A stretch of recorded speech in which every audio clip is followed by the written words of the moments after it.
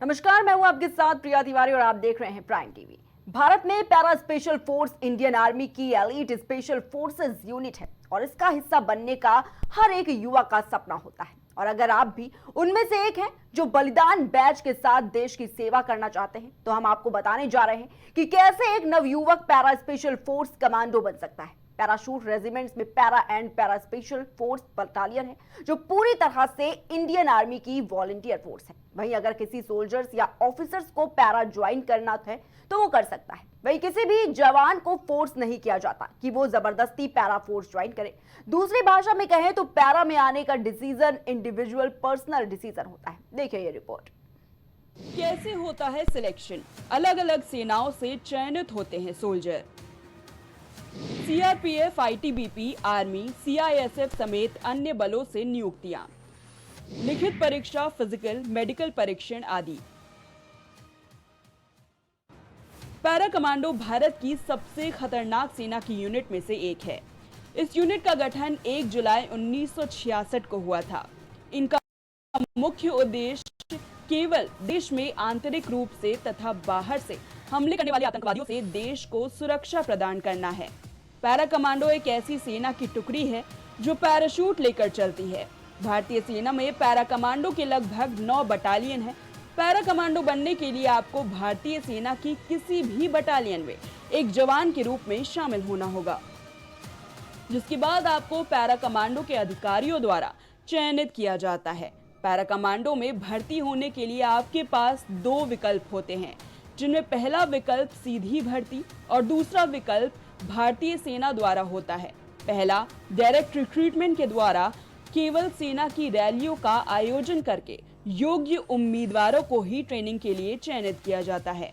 इसके लिए उम्मीदवारों को शारीरिक रूप से बेहद मजबूत होना आवश्यक है, जबकि भारतीय आर्मी में जवान के पद पर रहते हुए पैरा कमांडो में शामिल होने के लिए उम्मीदवार को पहले अपने रेजिमेंट के कमांडर से परमिशन लेनी होती है कि जिसका नाम लेटर ऑफ रिकमेंडेशन लिखवाना होता है, जिसके बाद आप पैरा कमांडो के लिए चयनित किए जा सकते हैं।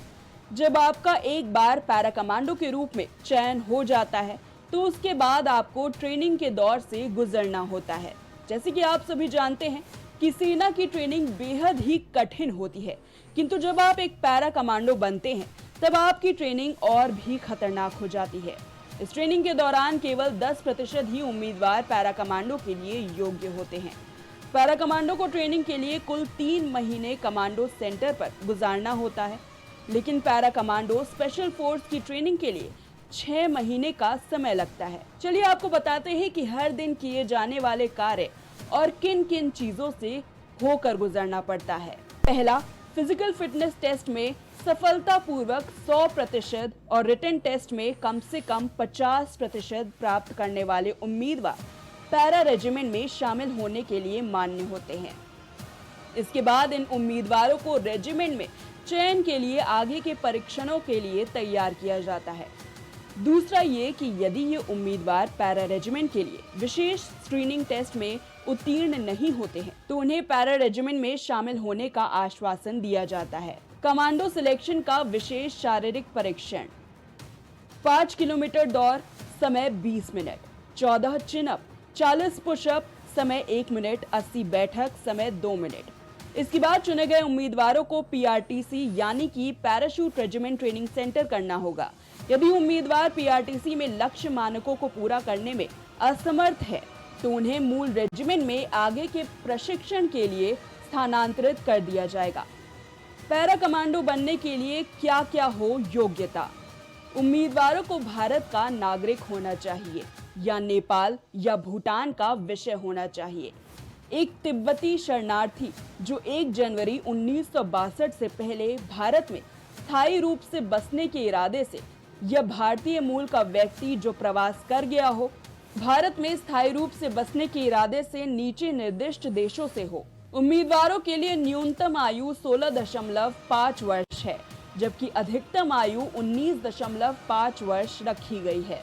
सेना, नौसेना और नौसेना अकेडमी में शामिल होने के लिए उम्मीदवारों की लंबाई कम से कम 157 सेंटीमीटर और वायुसेना में शामिल होने के लिए कम से कम 162.5 सेंटीमीटर होना चाहिए। पैरा कमांडो बनने के लिए हमारे देश में टॉप इंस्टीट्यूट भी हैं, जिनके नाम कुछ इस प्रकार है। देश के प्रमुख commando training centre, national defence academy Pune, army airborne training school Agra, para regiment training centre Bengaluru, commando training school Belgaum, उत्तरी कमांड ट्रेनिंग सेंटर जम्मू और Kashmir, special forces training school Nagaland, the counter emergency and jungle warfare school Mizoram, high altitude warfare school Gulmarg. Para commando training का समय अब आपको बताते हैं कि किस प्रकार से असली जंग शुरू होती है, जिससे आपको गुजरना होता है, कि सबसे कठिन और पहला सबसे इंपॉर्टेंट कार्य होता है। बता दें कि किसी भी पैरा कमांडो के दिन की शुरुआत सुबह के 3 से 4 के बीच हो जाती है। प्रतिदिन उन्हें रोजाना शरीर पर 60 से 65 किलोग्राम का वजन लेकर 20 किलोमीटर तक दौड़ना होता है। जब आप एक पैरा कमांडो में पैरा ट्रूपर्स की ट्रेनिंग के लिए जाते हैं तो आपको आगरा के एयरफोर्स ट्रेनिंग स्कूल में ट्रेनिंग दी जाती है, जहां पर जवानों को 33,000 फुट से 50 बार जंप लगाने होते हैं। इसके अतिरिक्त पैरा कमांडो को पानी में लड़ने की भी ट्रेनिंग दी जाती है। इसके लिए जवानों को नौसेना के ड्राइविंग ट्रेनिंग स्कूल कोची में ट्रेनिंग दी जाती है। लगभग 1 महीने पश्चात उम्मीदवारों को शारीरिक रूप से तैयार करने के बाद जवानों को हथियार चलाने की ट्रेनिंग दी जाती है। समय के साथ साथ कठिन परिस्थितियों से लड़ने एवं लोगों की मदद करने की ट्रेनिंग भी दी जाती है। दुश्मनों से लड़ने के लिए जवानों को ताइक्वांडो का प्रशिक्षण भी दिया जाता है। वही बेसिक ट्रेनिंग पूर्ण होने के बाद इनके काम और ट्रेनिंग को मिलाकर लगभग 3.5 साल तक ट्रेनिंग करनी होती है।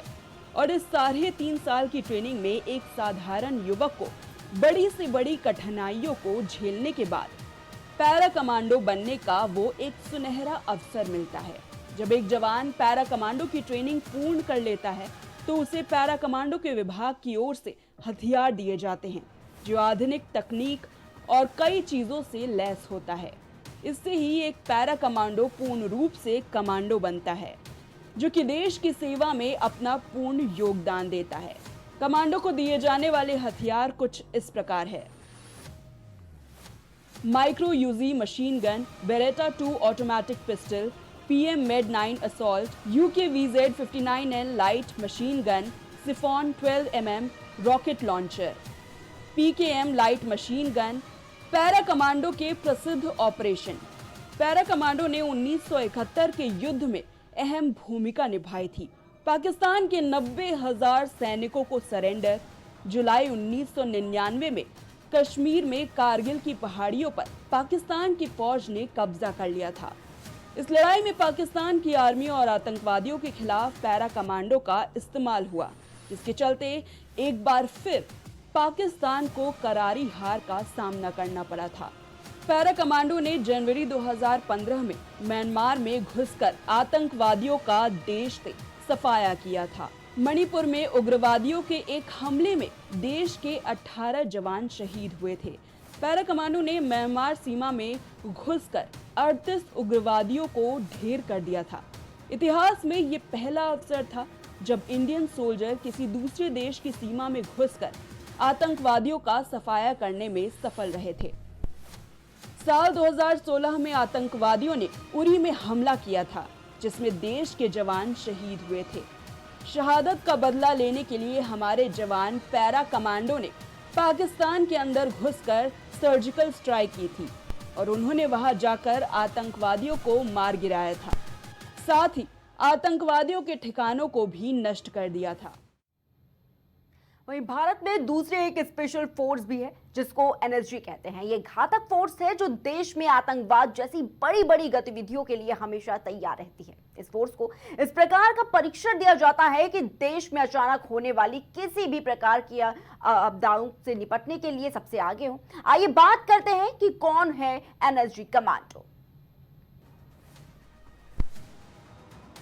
नेशनल सिक्योरिटी गार्ड भारत की सबसे प्रतिष्ठित और विश्वसनीय आतंकवाद विरोधी बलों में से एक है। इसका गठन 1984 में प्रधानमंत्री की सुरक्षा और देश में आतंकवाद की बढ़ती घटनाओं से निपटने के लिए किया गया था। एनएसजी कमांडो उन विशेष बलों के सदस्य होते हैं जो देश की सुरक्षा के लिए सबसे कठिन और खतरनाक मिशनों को अंजाम देते हैं। ये गृह मंत्रालय के अधीन कार्य करता है। एनएसजी में सेवारत कर्मियों को ब्लैक कैट भी कहा जाता है।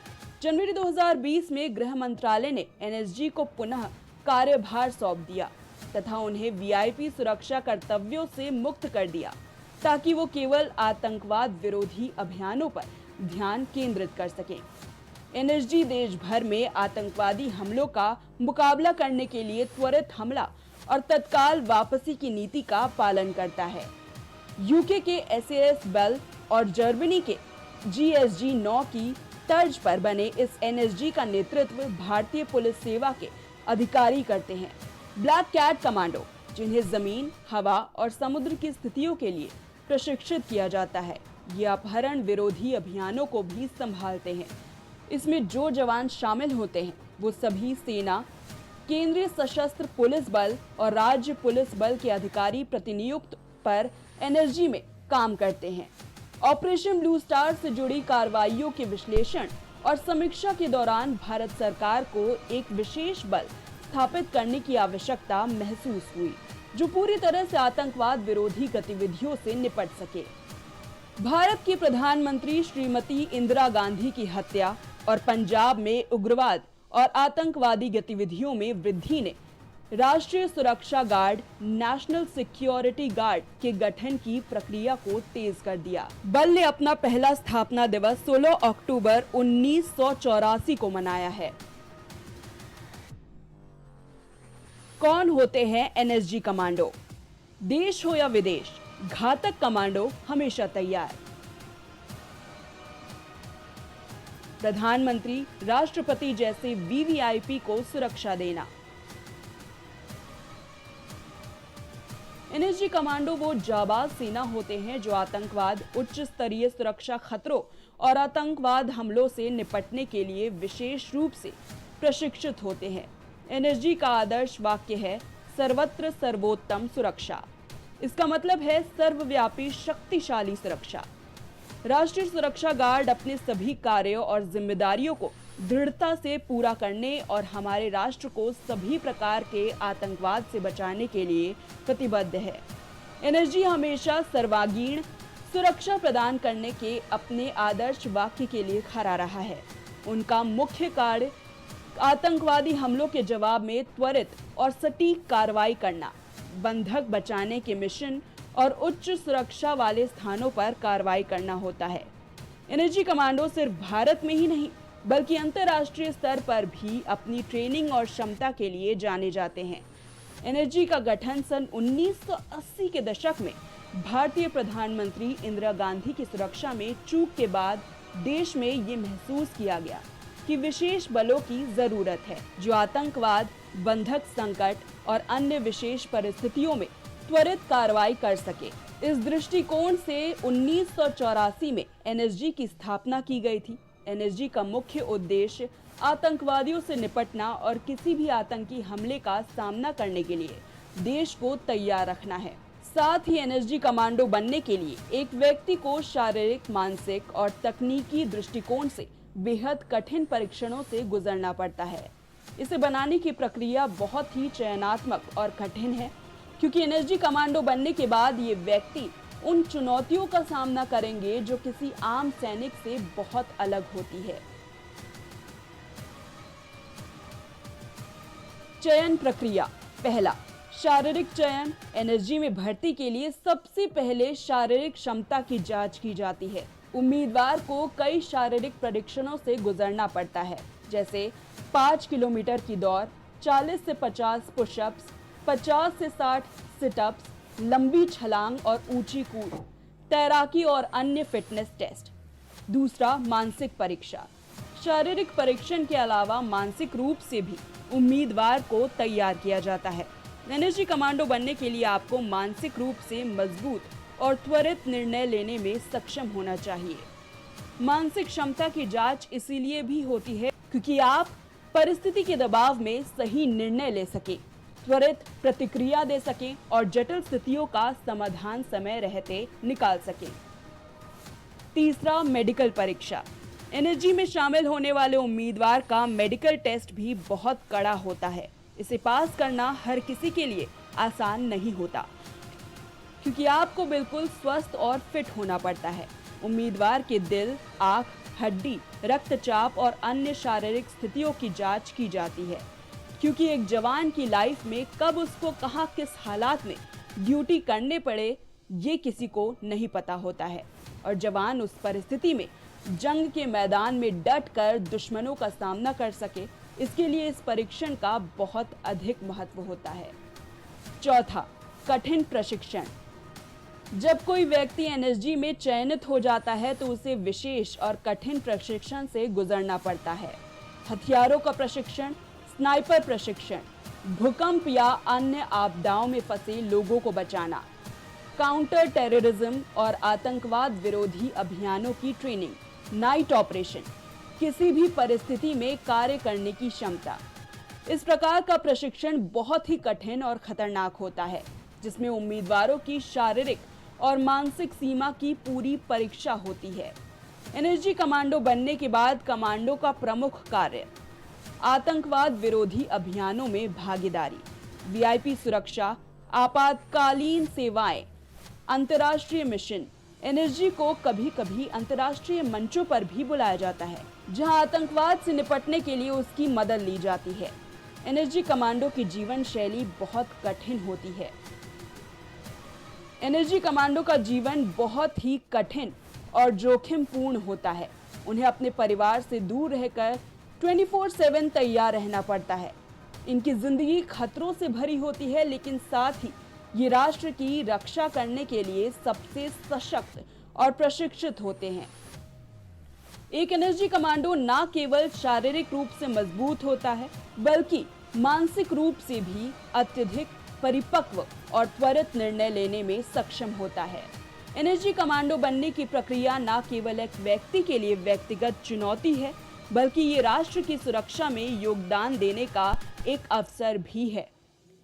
ये एक तरह से गौरव की बात होती है कि कोई व्यक्ति एनएसजी जैसे प्रतिष्ठित बल का हिस्सा बनता है जहां हर कदम पर उसकी दक्षता, साहस और बहादुरी की परीक्षा होती है। फिलहाल के लिए इतना ही। आप देखते रहिए प्राइम टीवी।